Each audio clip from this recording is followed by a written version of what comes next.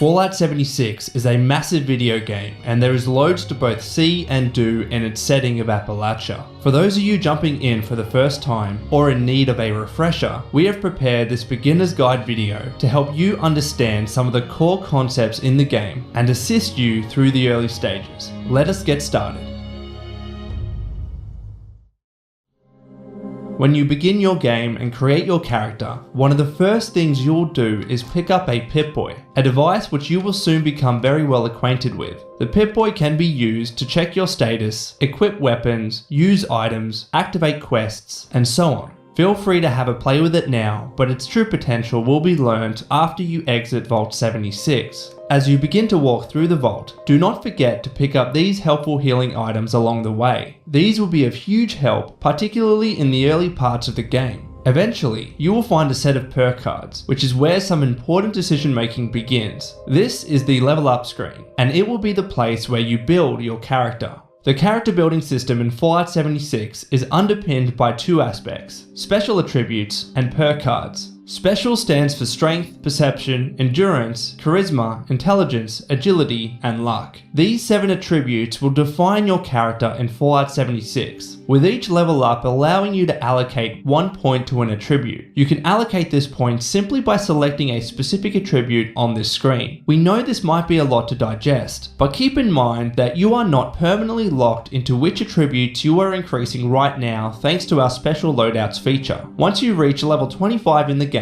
you will be able to freely reassign your points by using punch card machines at train stations across Appalachia. So, do not stress and simply increase the attributes which you think will serve you best early on. Now we come to perk cards. After selecting a special attribute to increase, you can pick a perk card. Perk cards provide your character with unique benefits and bonuses when equipped, and your ability to equip perk cards will be determined by how you have allocated your special points. For example, if you have a strength of 2, you will be able to equip 2 1-point strength perk cards, or even a single 2-point strength perk card which you have ranked up for increased stats. All your specials start at a minimum of 1 point, so you can start equipping perk cards across all attributes straight away. And remember that you do not have to select a perk card from the special attribute you decide to increase. You can also swap to perk cards designated under other attributes instead. So pick your first perk card and be sure to equip it. After this point, you will need to exit the vault, which you can do so by following this path and heading out the vault door. And now that you have exited Vault 76, what is next? Well, you truly do have the freedom to explore the massive environment of Appalachia and do what you think is best. But if you would like some suggestions, perhaps you could head to the right, pick up these useful items from this corpse, and then begin the quest Wayward Souls. Your Pip-Boy, compass, and quest log will direct you on where you need to go and what you need to do. But no matter what you decide, this is effectively the point in the game where hostile enemies will be looking to take you down and you will need to engage in combat. Fallout 76 provides several different ways that you can do this. You can simply fight enemies head on, say by hip firing, or aiming down the sight with a gun, or even swinging a melee weapon. Melee weapons are able to be swung freely, but require you to be up close and more in harm's way, whereas ranged weapons allow you to keep your distance, but you will need to manage your ammunition levels. Though there are some common ammo types earlier in the game, like 38, 10mm, and 308 rounds to help you with that. Enemies in the game have different weak points you can target too, many of which include the head or face, such as for ghouls, scorched, super mutants, and others. So spend the time learning which body parts take the most damage and target them.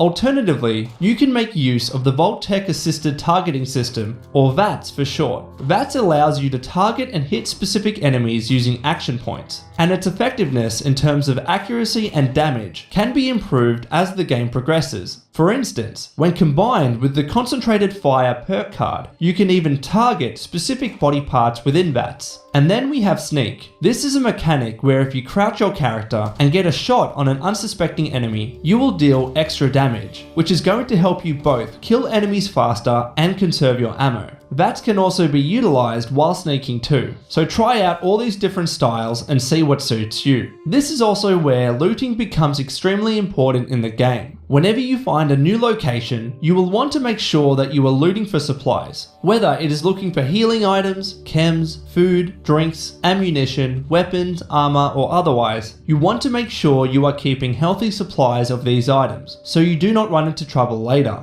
For example, keep an eye out for these first aid boxes on the walls, which frequently contain useful aid items for your character, like stim packs to heal and Rat-Away to reduce your radiation levels. Additionally, ammunition of various varieties can be found in these ammo boxes, which will be of huge help if you decide to adopt a ranged playstyle. Speaking of looting, we need to talk about junk. Junk items are extremely important to frequently loot in Fallout 76 because they can be broken down or scrapped at workbenches to yield materials that can be used for a wide range of crafting purposes. Items like desk fans, pencils, plates, typewriters, gears, and more are considered junk items, and the components which are produced after scrapping include things like wood, steel, lead, acid, leather, and more. These components can then be used to craft weapons, armor, ammunition, camp objects, chems, and more. They can even be used to repair and maintain your equipment too. A great way to get acquainted with this mechanic is by visiting the Gilman Lumber Mill on your way to the Wayward, as it is a rich resource for wood and other items, which will be useful to you in the early game.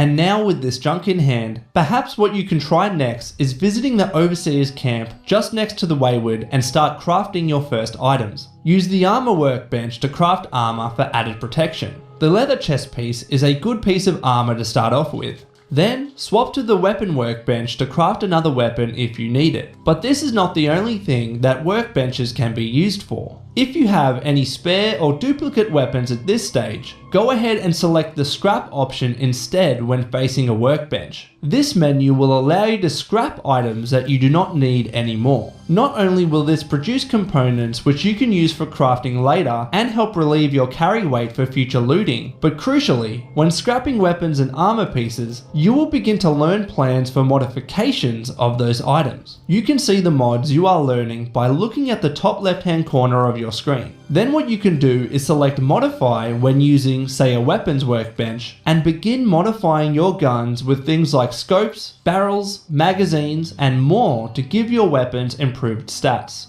And for the last topic, let us talk about camps, known as the Construction and Assembly Mobile Platform. Camps effectively act as your home or base of operations in Fallout 76. They are a place where you can build your own workbenches and other useful camp objects, though you will first need to learn the plans for objects you want to build. You do not need to spend any caps to fast travel home to your camp either, and they are a good place to heal up, store your items, and prepare for your next outing. So, to get started, place down your first camp by opening your Pip-Boy and selecting Place Camp. You will then be able to place down your camp when it is highlighted in green. If it is coloured red, it is indicating